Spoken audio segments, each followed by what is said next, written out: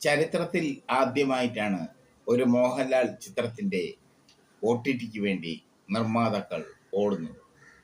ആ ചിത്രം തുടരും എന്ന ചിത്രമാണ്. തുടരും എന്ന ചിത്രത്തിൽ കാലങ്ങൾക്ക് ശേഷം ശോഭനയും മോഹൻലാലും ഒരുമിച്ച് അഭിനയിക്കുന്നു എന്ന പ്രത്യേകത കൂടി.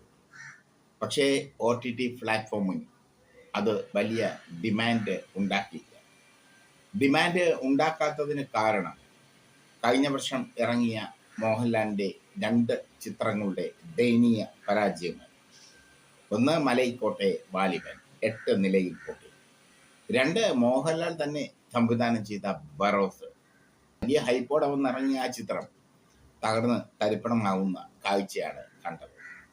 ഇതോടെ മോഹൻലാലിന്റെ മാർക്കറ്റ് വാല്യൂ താഴുകയും മമ്മൂട്ടിയുടെ മാർക്കറ്റ് വാല്യൂ ഉയരുകയും ചെയ്തു. മമ്മൂട്ടി ഏറ്റവും ഒടുവിൽ അഭിനയിച്ച ഡൊമിനിക്, അല്ലെങ്കിൽ മമ്മൂട്ടിയുടേതായി ഏറ്റവും ഒടുവിൽ പുറത്തിറങ്ങിയ Dominic and the lady space എന്ന ചിത്രവും വലിയ ഹിറ്റായി മാറിക്കൊണ്ടിരിക്കുന്നു. മോഹൻലാൽ ഈ സാഹചര്യത്തിൽ വളരെ കൃത്യമായി ചുവടുകൾ വയ്ക്കുകയാണ് എന്നത് ശ്രദ്ധേയം.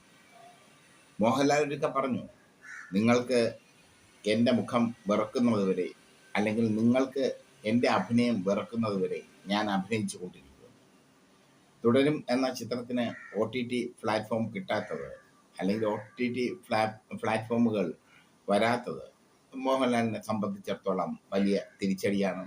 അദ്ദേഹത്തിൻ്റെ താരമൂല്യത്തെ ചോദ്യം ചെയ്യുന്ന പ്രശ്നമാണ്. അതെല്ലാം മാറ്റിമറിച്ചുകൊണ്ട് എമ്പുരാൻ എന്ന ചിത്രത്തിലൂടെ അദ്ദേഹം തിരിച്ചു വരവിന് ഒരുങ്ങുന്നു. ലൂസിഫർ എന്ന മോഹൻലാലിന്റെ എക്കാലത്തെയും സൂപ്പർ ഹിറ്റ് ചിത്രത്തിന്റെ സെക്കൻഡ് പാർട്ടാണ് എമ്പുരാൻ. പൃഥ്വിരാജ് സുകുമാരൻ തന്നെയാണ് ലൂസിഫർ സംവിധാനം ചെയ്ത പൃഥ്വിരാജ് സുകുമാരൻ തന്നെയാണ് എമ്പുരാനിലും അഭിനയിക്കുന്നത്. മാത്രമല്ല, ഓരോ പ്രോജക്റ്റുകളും മോഹൻലാൽ ഈ വർഷം ശ്രദ്ധയോടെ തിരഞ്ഞെടുത്തിരിക്കുന്നു. സത്യനന്ദിക്കാട് സംവിധാനം ചെയ്യുന്ന ഹൃദയപൂർവ്വം എന്ന ചിത്രത്തിന് ഒരുപാട് പ്രതീക്ഷയുണ്ട്. മോഹൻലാൽ കരുതലോടെ കൈക്കൾ നീക്കാൻ തുടങ്ങിയിരിക്കുന്നു.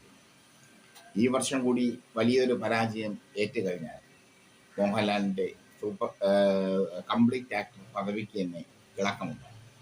അതുകൊണ്ട് തന്നെ ഓരോ സിനിമയും സൂക്ഷിച്ച് സംവിധാനം ചെയ്യാൻ ലാൽ തീരുമാനിച്ചിരിക്കുന്നു.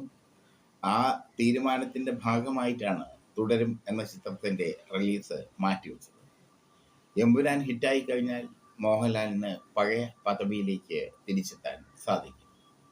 മോഹൻലാലിന് പഴയ പദവിയിലേക്ക് തിരിച്ചെത്താൻ ഒരു ഹിറ്റ് മാത്രം മതി, മോഹൻലാലിനും മമ്മൂട്ടിക്കും ഒക്കെ.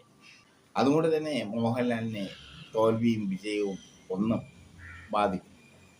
പക്ഷേ ഇപ്പോൾ മോഹൻലാൽ തൻ്റെ അഭിനയത്തിൻ്റെ, അല്ലെങ്കിൽ തൻ്റെ ചിത്രങ്ങളുടെ പരിമിതികൾ തിരിച്ചറിഞ്ഞിരിക്കുന്നു. മലൈക്കോട്ടെ ബാലുവിനൊക്കെ വലിയ പ്രതീക്ഷയോടെ ഇറങ്ങിയ ചിത്രമാണ്. 8 നിലയിലാണ് പൊട്ടിയത്.